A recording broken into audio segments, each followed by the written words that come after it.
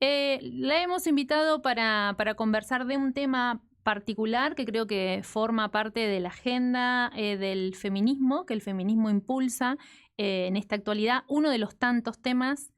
¿Cómo estás, Pamela? Bienvenida. Muchas gracias por la invitación. Bueno, y estoy, como les comentaba recién, muy atravesada por este 3J, por estos 11 años de Ni Una Menos, donde seguimos discutiendo las mismas cosas, o quizás peor, ¿no? Porque hubo todo un retroceso, un avasallamiento de derechos, y nuestra agenda consiste en agarrarnos y resguardar los derechos que conquistamos. No podemos renovar agenda porque estamos todo el tiempo tratando este, de, de lograr la no quita de derechos, ¿no? Que se respeten los principios de no regresividad de derechos que tienen que ver con los derechos de las mujeres, porque claramente también nuestros derechos son derechos humanos, ¿no? Creo Recordemos, que, hay que aclarar lo claro, obvio, que ¿no? Pero o son, sea, sí, somos, los derechos humanos también son de nosotras. creo que la agenda del feminismo tiene un doble o triple trabajo en esta actualidad que a mi forma de ver resulta aún más desalentadora y aún más triste y desoladora porque encontrarse en esta situación de regresión de ciertos derechos, de ciertos espacios, de ciertas discusiones públicas, resulta es como otra vez empezar, ¿no? Sí. Como desde un punto, Sí, es desgastante, ¿no? Porque sí, siempre que uno retrocede, uno dice, otra vez le tengo que poner energía a esto, ¿no? Ahora con este proyecto que intentan instalar de las falsas denuncias, y sabemos que después de eso viene otra vez discutir la IVE, con todo lo que nos costó, que viene otra vez, tenemos que discutir la figura del femicidio, que la incorporamos en el año 2012 y ahora en los medios de comunicación incluso hay toda una bajada de línea de no hablar de femicidio y hablar de de homicidio, homicidio, ¿no? exacto. Entonces, estamos todo el tiempo, ¿no? Con agotadas, ¿no? Poniendo energía donde ya la habíamos puesto y ahora tenemos que renovarlas. Afortunadamente el colectivo, el movimiento feminista está preparado para esto. Hemos conseguido, imagínate, en algún momento las mujeres no votábamos. No teníamos la patria potestad de nuestros hijos, no podíamos ejercer el comercio. Y bueno, y si seguimos así para atrás, en cualquier momento tenemos que empezar a discutir el voto femenino, ¿no? Pero yo confío mucho en el movimiento feminista, confío mucho en estas fechas claves donde nos podemos abrazar, donde nos damos cuenta que no estamos solas, donde podemos visibilizar de nuevo las conquistas y poder hacernos más fuertes para ir contra esta embestida de la derecha que viene todos los días de manera sistemática a quitarnos un derecho nuevo. Es un movimiento que está ocurriendo a nivel mundial. Creo que por ahí resulta interesante. Yo trato de hacer este ejercicio de sacar la mirada de lo local, regional, nacional, para mirarlo un poco más amplio y en esa mirada más amplia buscar un poco de esperanza también, Sí. ¿no? No es algo que nos está pasando a nosotros, no es algo que no hace el feminismo en la Argentina, sino que es algo que está pasando a nivel mundial. Y entonces volver a esto, ¿no? A expandir la palabra, a reflexionar, a proponer espacios de debate, de charla, de información, para que esto que ya se discutió se vuelva a discutir en la actualidad, porque es aún Sí. peor la situación. En este nuevo contexto, ¿no? Porque convengamos que el contexto que tenemos es muy adverso. Todo esto tiene que ver con un Estado que no reconoce que existen las violencias por razones de género. Entonces, partiendo de esa idea, todo se nos hace doblemente difícil.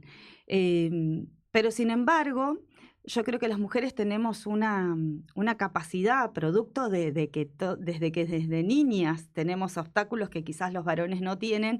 Creo que hemos desarrollado la capacidad de poder hacer frente a la adversidad y recargar energías, ¿no? Como que, bueno, unas lloraditas y a seguir, ¿no? Claro.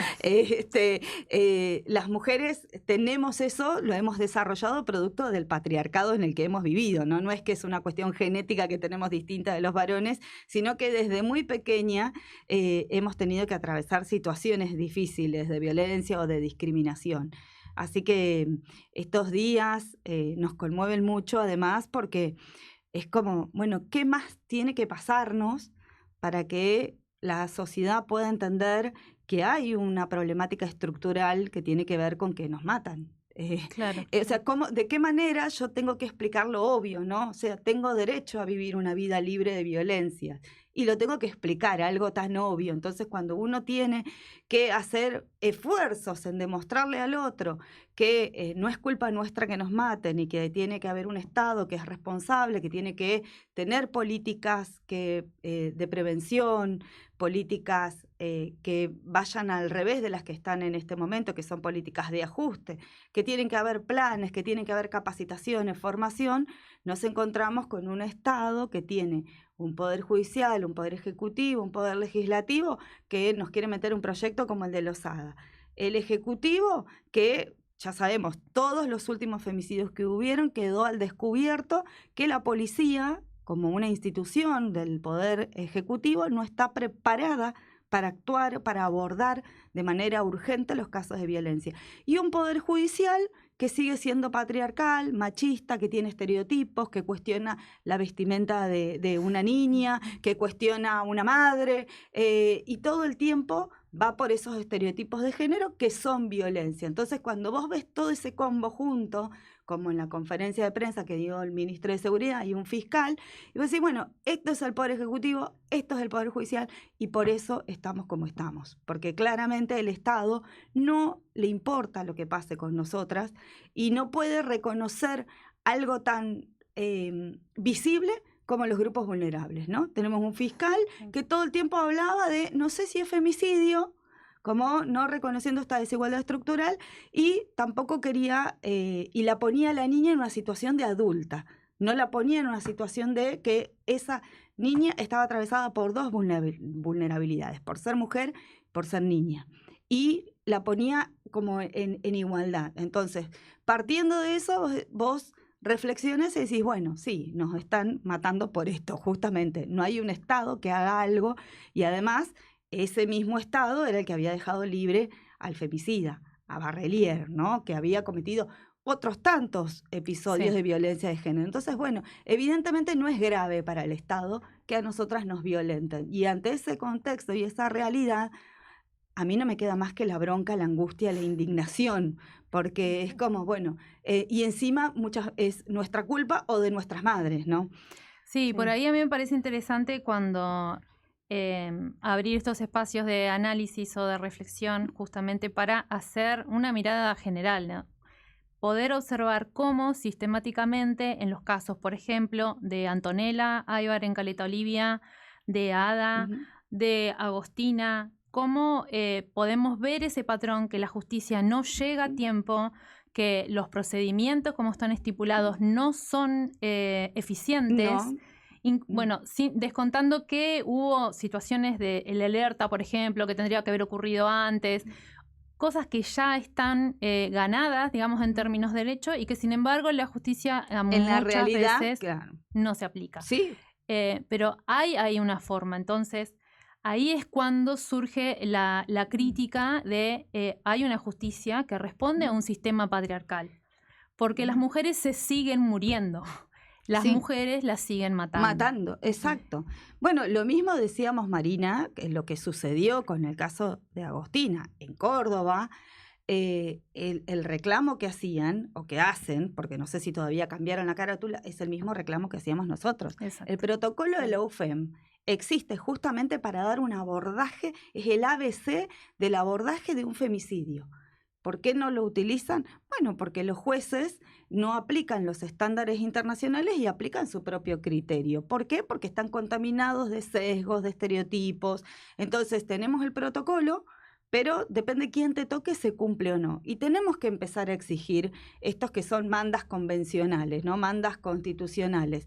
¿Por qué los jueces se resisten a aplicar lo que dice un protocolo que está hecho, pero si ustedes lo ven, el protocolo te dice desde cómo llevar adelante una autopsia hasta cómo caratular el expediente, o sea, desde la cuestión administrativa a las cuestiones más sensibles como una autopsia, ¿no?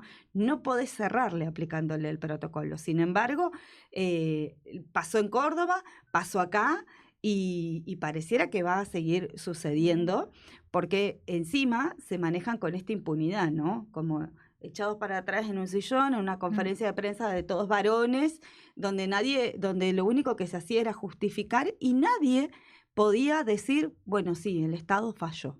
No lo reconoce el propio Estado. Y no es casualidad. Cuando se le pregunta al fiscal, en el caso de Agostina, si uno de los periodistas en conferencia de prensa le pregunta si haría una autocrítica. Claramente él dice, o sea, su respuesta fue determinante y fue tajante, dijo no. No, absolutamente nada. Dijo. Absolutamente. Entonces, presentaba en esa conferencia de prensa el triunfo, digamos, ¿no? Como había salido bien el operativo porque habían encontrado el cuerpo, los restos del cuerpo descuartizado de una niña de 14 años, cuando en realidad o sea, lo que tendría que haber sucedido es que la encuentren viva. Exacto, sí, que hayan llegado a tiempo, que el Estado haya llegado a tiempo. Y partiendo el Estado no llegó a tiempo, eso que no puede diferenciarse, es como... No. Y aparte, vos fíjate, a mí me sorprende la falta de sensibilidad. Porque aunque vos, ponele, todos tenemos que tener sensibilidad, pero si vos sos un fiscal, que el fiscal es quien representa los intereses de la sociedad, nos está representando a todos nosotros, es quien debe acusar ante estos episodios. Primero, que no quiere acusar con la figura que es, un femicidio. Ya le estaba acá. Segundo, que dice, nosotros demoramos un poco porque, bueno, ella posiblemente se había ido con un amiguito, no sabíamos si estaba desaparecida. Eso es un estereotipo y es violencia.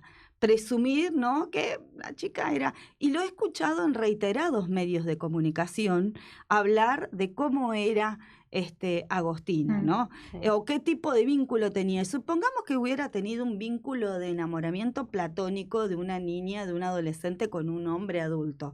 También estaba mal y también merecía estar viva. No es que eso justifica en algo la violencia. Claro. Pero lo cierto es que, bueno, de los 3 poderes del Estado estamos sufriendo la embestida, ¿no? Y el poder legislativo, de mano de mujeres, vienen con proyectos de este tipo, como el de Lozada, donde intenta agravar las penas por las supuestas falsas denuncias que hacen las mujeres en contexto de violencia de género. Una pena bastante más agravada, o sea, endurece las penas para las falsas denuncias, pero aquellas falsas denuncias que fueran hechas en un contexto de violencia de género o de abuso sexual tendrán una pena de 3 años a 6 años. Es un agravante. O sea que por un lado nos quieren quitar la agravante del femicidio para nosotras y nos quieren poner un agravante cuando hacemos supuestas falsas denuncias. Sobre datos que no están verificados, porque el observatorio, a raíz de este proyecto, no solamente la CEDAW, que es el comité que verifica que los estados que formamos parte de la convención cumplan, ¿no?, y los controla, les dice, el comité de la CEDAW emitió un comunicado diciéndole al Estado argentino que retire ese proyecto que desalentaba a las mujeres a hacer denuncias. Y que de hecho hoy por hoy las mujeres en un 88% de las violencias que sufren no las denuncian. Dice, si ustedes además van a endurecer las penas para las supuestas falsas denuncias, mucho menos van a querer denunciar las mujeres. Entonces le pido que retire este proyecto. Pero no solamente eso. En función de esto y para poder dar datos y hablar sobre la realidad, sobre las estadísticas concretas, el Observatorio de Género de los Ministerios Públicos Fiscales de todo el país hizo un relevamiento de todas las denuncias penales desde el año 2023 a fines del 2025. Relevaron 8.524.000 causas, de las cuales solamente el 0,09% era una falsa denuncia, de las cuales de ese porcentaje 0,09, el 86% no eran denuncias en contexto de violencia de género, sino que eran falsas denuncias como, por ejemplo, a las compañías aseguradoras, conflictos de vecinos, conflictos laborales, pero no tenían que ver con eso. O sea, según esta estadística, una denuncia por cada 1.098 denuncias penales son de falsa denuncia. Eso no es un problema estructural. No necesitamos legislar sobre una persona perjudicada cada 1.098. Necesitamos legislar por cada mujer que muere cada 30 horas. Sobre eso tenemos que legislar. Tenemos que legislar qué pasa con el Estado, que cuando las mujeres van a hacer una denuncia a la comisaría, no les quieren tomar la denuncia si no están con un ojo morado, ¿no? Que no pueden advertir que hay otros tipos de violencia, además de la violencia física, ¿no? Tenemos que ver cómo hace el Estado para proteger a las mujeres y cómo hace el Estado para darle la tutela judicial efectiva a esas mujeres para que hagan las denuncias, porque también en esa exposición que hicimos el sábado, pusimos los últimos femicidios del año 2026. Cuando yo hice el PowerPoint eran 80. Cuando yo hice el PowerPoint. Cuando lo expuse al PowerPoint eran 99. Yo hace 20 días vengo investigando, ¿no? Para hacer una presentación clara, con datos, ¿no? Para que todas podamos salir a la calle y militar y decir, mira, este proyecto de las falsas denuncias no está bien, pero no está bien porque las feministas no queremos, no está bien porque no tiene datos empíricos concretos. Entonces, salir a militarlo cada una de nosotras y decir, mira, esta es la realidad. Sin embargo, en 20 días que yo tardé en armar mi presentación, habían subido los femicidios 19. Y eso fue algo que me rompió, porque si bien es un número y es una estadística del observatorio del observatorio de Ahora que sí nos ven, que no varía mucho del de Mumalá, por ejemplo, depende de cómo toman las estadísticas, pero uno dice 99, el otro dice 103, pero bueno, es un montón igual. Nos encontramos con esta realidad, ¿no? Entonces, eso es lo que tenemos que discutir, no esa persona que supuestamente le arruinan la vida con una falsa denuncia, que es un reclamo legítimo, no decimos que no hay falsas denuncias y que no está, lo que decimos es que eso ya está legislado, ya el Estado se ocupó de regularlo y que ahora la preocupación grave y donde hay que poner foco y energía es en lo que nos pasa a nosotras como una desigualdad estructural, no en estas supuestas falsas denuncias que además, recordemos que ese proyecto está impulsado por Andrea Huachi, que es la esposa de Huachi, el que era DT de la selección de fútbol, que tiene 20 testimonios de denuncias. O sea, lo hacen claramente para adoctrinarnos a nosotras, para disciplinarnos, pero para proteger a violentos. O sea, la idea de este proyecto es que puedan seguir violentándonos tranquilamente y ojo, con que hagamos una denuncia y no podamos. Porque muchas veces si no se llega a una sentencia no es porque las mujeres no tengan razón o porque realmente no hayan sido víctimas de violencia, sino porque el proceso es tan desgastante que muchas veces desisten en el medio y el hostigamiento es tal y la estigmatización y las barreras que te pone el sistema judicial, que muchas veces no te pone ni siquiera una prohibición de acercamiento y vos te lo tenés que cruzar al tipo en todos lados, que por eso las mujeres deciden desistir de las denuncias. Pero claramente este proyecto viene de la mano de toda una política de derecha, una política negacionista de las cuestiones de violencia de género, que ha pasado ya el dictamen de comisión. Por lo cual yo creo que debe tener los votos para pasar en el Congreso. Por eso yo creo que esta es la agenda actual. Sí. Que hay que hablar de esto, de que las falsas denuncias es un mito, que no existe, que lo que sí existe es que nosotras todos los días estamos siendo vulnerados, que hay un Estado ausente y que estas falsas denuncias responden a los intereses de un grupo determinado de varones, ¿no? Resguardados por mujeres funcionales al patriarcado, porque este proyecto lo presentó una senadora mujer. ¿Cuánto nos falta? Y vuelvo como a esto de la necesidad de la mirada más allá de la que vamos a seguir señalando y pidiendo que la responsabilidad del Estado, que el Estado se comprometa en lo que debe cumplir, pero también como sociedad, ¿no? Como seres humanos. ¿Dónde están? ¿Cómo piensan y cómo se forman los pensamientos de las personas que en redes sociales cuestionan a una mujer, por ejemplo, porque denuncia o porque no denuncia? Si abandonó un proceso judicial, debe ser porque no era importante, cuando en realidad también está esto estructural que muchas veces, por distintas razones, la estigmatización, la pobreza, porque hay que sostener económicamente un proceso judicial. Cuando si estás a cargo de tus hijos y sos fuente de ingreso de tu familia, y tenés que sostener económicamente el proceso judicial y además poner el cuerpo y el tiempo para poder ir y sostener eso también, es todo cuesta arriba, Sí. digamos, ¿no? Y muchas veces ese punto de vista también se deja a un lado, ¿no? Cuando las mujeres en condición o precarización económica de pobreza también tienen un doble trabajo Claro porque que no sí. pueden sostener Sí. Sí. ese proceso Eso económico es lo que que vos implica la decís, denuncia. Marina, son las barreras que tienen las mujeres para poder acceder a la tutela judicial efectiva. La tutela judicial efectiva es un principio convencional, constitucional que tenemos todos los ciudadanos, ¿no? Bueno, yo tengo vulnerado un derecho, cualquier ciudadano, quiero acceder a mi derecho de que la justicia, un tercero, un juez, este poder judicial del Estado, me garantice mi derecho. Ahora, esa tutela judicial efectiva no está garantizada para las mujeres víctimas de violencia.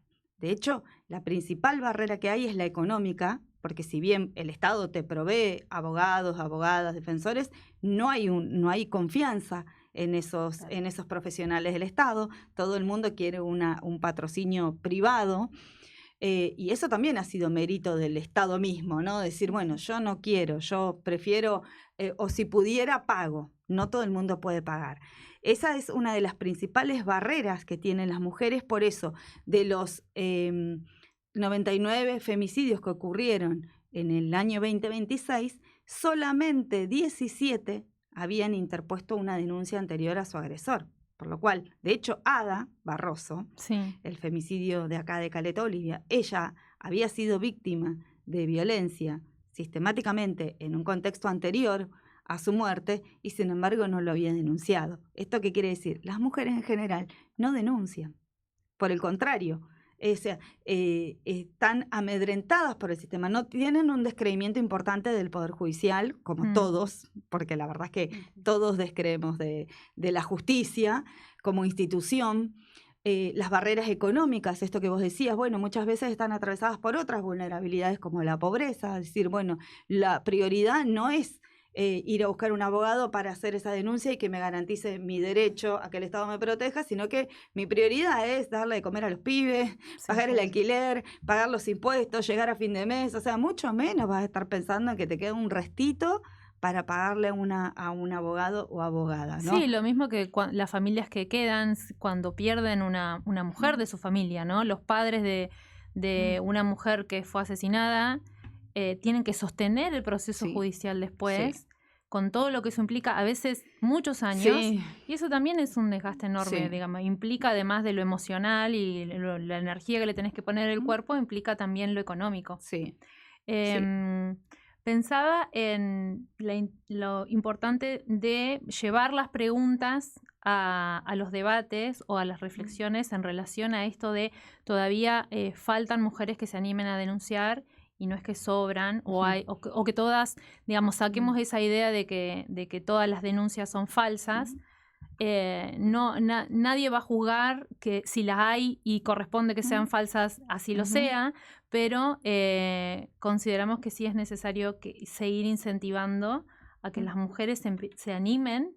Y también cuando pensaba en esto de se animen es, de nuevo, la mirada a la sociedad, ¿no? A la construcción social en la que estamos, a cómo normalizamos la violencia, ¿no? Vos mencionabas esto de Ada, y no sabemos cuáles fueron las circunstancias por las cuales no denunció, pero muchas veces la violencia se naturaliza y consideramos o se considera y también se sigue reproduciendo en diferentes formatos. Uno de ellos actualmente son las redes sociales, que el amor, entre comillas, es de determinada manera, ¿no? Muchas veces tóxica, controladora, y pienso en los más jóvenes, tanto hombres como mujeres, que aprenden esas formas, que son las mismas formas que aprendimos nosotras o que se compartían cuando nosotros éramos adolescentes o nuestras madres en las novelas, ¿no? Entonces estaba la relación pasional y el hombre te controla, y eso es tóxico. Y te celaba porque te quería, porque si no te celaba era como que no le interesaba, ¿viste? Claro. Y ahí es también donde necesitamos trabajar muy en lo individual, es decir, eso no es amor. Eso no es un vínculo sano. Bueno, pero eso también ha sido, ¿no?, toda una estrategia de un sistema patriarcal que a través del amor romántico nos puso esta cantidad de estereotipos que son imposibles de lograr. y que no están bien, ¿no? Hay un documental re lindo que aborda todos los cuentos de Disney. De el beso de la princesa, ¿no? Le doy el beso a la bella durmiente y después, bueno, entonces abordaban, ¿no? Desde el consentimiento. Bueno, no, la verdad que no está bien que un varón, por más enamorado que esté, venga a abordar tu cuerpo, ¿no? Sin tu consentimiento, ¿no? Empezar a hablar de eso. Pero bueno, nos han inculcado eso de una manera cultural, ¿no? Por eso nadie escapa a este sistema patriarcal, porque incluso hasta la más feminista se encuentra con que tenemos mucho, ¿no? Y que nos vamos deconstruyendo y vamos haciendo una autocrítica todos los días de lo que debería ser una buena mujer, una buena madre, una buena esposa. Y yo muchas veces me veo presa de esos estereotipos y me los cuestiono, los reflexiono. Y como vos decís, Marina, bueno, ¿cómo hacemos con lo que educamos?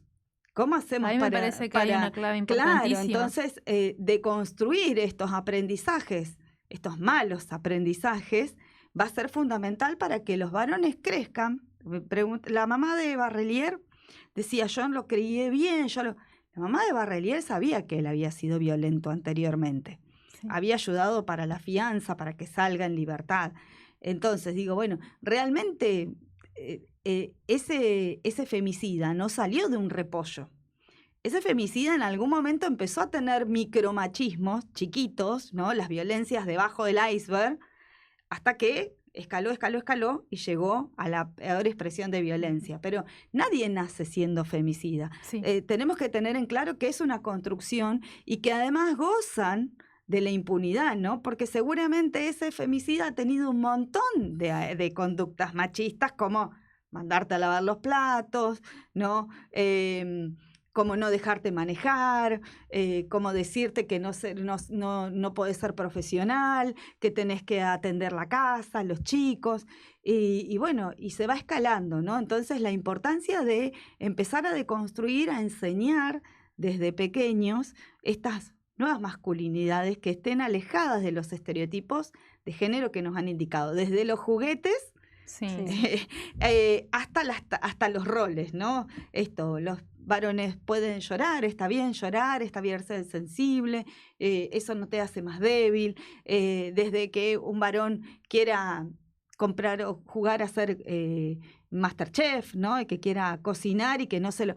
Pero bueno, todos nos hemos encontrado que si un varón te pide a los 5 años que le compres una muñeca y se prenden las alarmas porque, bueno, ¿cómo me va a salir gay el pibe? Bueno, entonces, todo eso hace que todas esas construcciones chiquititas, hacen que se llegue a la construcción del machismo, ¿no? Entonces, bueno, dejar en claro que no es en contra de los varones, sino que es en contra de los machistas, ¿no? De los varones que creen que nosotras por ser mujeres tenemos que tener determinados roles, determinadas características, comportarnos de determinada manera, ¿no? Hoy a mí me decía uno, está enojada, ¿por qué está, mire el odio con el que habla, ¿no? Y si vos ves un varón abogado hablando así, es un abogado vehemente, claro. ¿Entendés? O sea, si lo hago yo, o sea, ¿qué espera ese hombre, ese machista de mí? Que yo sea una mujer sumisa, que no me enoje porque nos matan una por día. ¿Cómo me voy a enojar por eso? Entonces el tipo,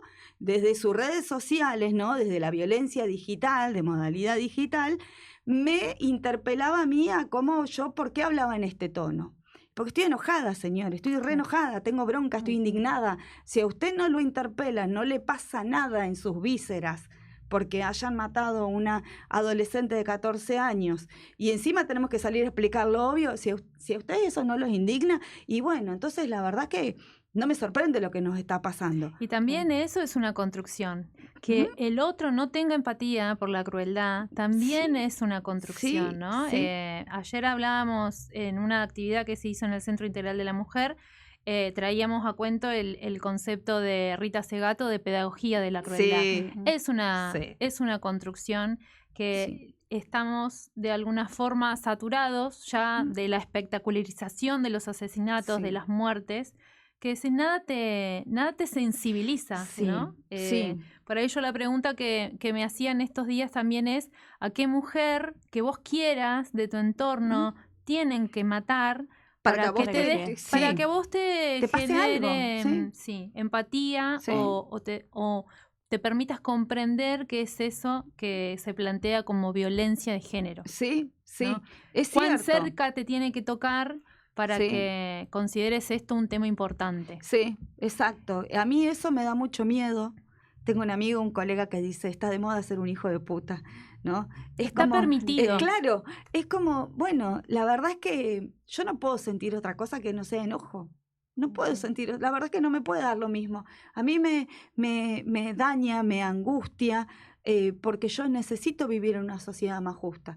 No solamente porque yo me siento en peligro, ¿no? Cuando pasa esto, vos decís, uy, che, yo me siento en peligro, sino porque además todo lo que significa para toda una sociedad que a nosotras nos puedan hacer. ¿Y qué más nos van a hacer? ¿Cuánto más nos tienen que hacer para que la sociedad despierte y diga, no, sí, sabes que está mal? No hablemos de mi tono de voz, no hablemos de los colectivos feministas, hablemos de lo que está mal. Lo que está Sí. mal es que nos maten. Está mal que maten a las mujeres y además a mí me interesa también dejar esta mirada, no somos mujeres y hombres, no somos separados, ¿no? Somos todos Somos, parte claro. de una sociedad. Cuando dicen, ¿dónde está el feminismo? ¿Qué está haciendo ¿Por qué no marchan por él?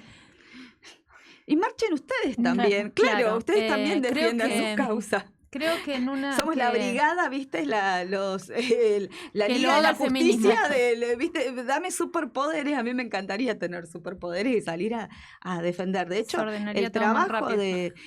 claro, el trabajo de nosotras las abogadas feministas es un trabajo súper loable, porque además está también instalado este concepto de, bueno, como sos abogada feminista me tenés que ayudar.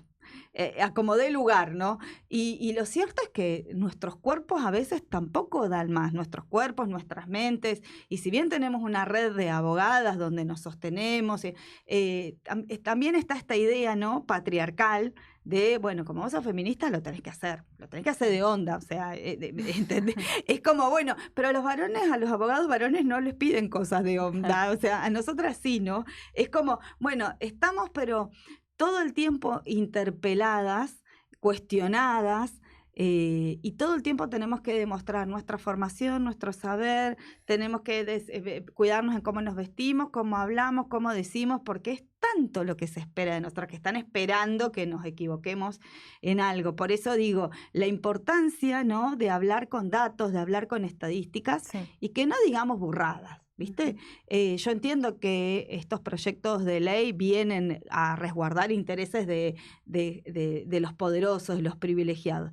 Pero bueno, tenemos que formarnos y no tenemos que permitir que vale todo. El hecho de que vos tengas una banca, así como los jueces en el Poder Judicial imparten justicia, no les permite hacer lo que te plazca, porque hay todos unos criterios que hay que seguir, ¿no? Por eso este proyecto no puede prosperar, porque este proyecto va en contra, ¿no?, de lo que debiera hacer el Estado, que es cuidarnos.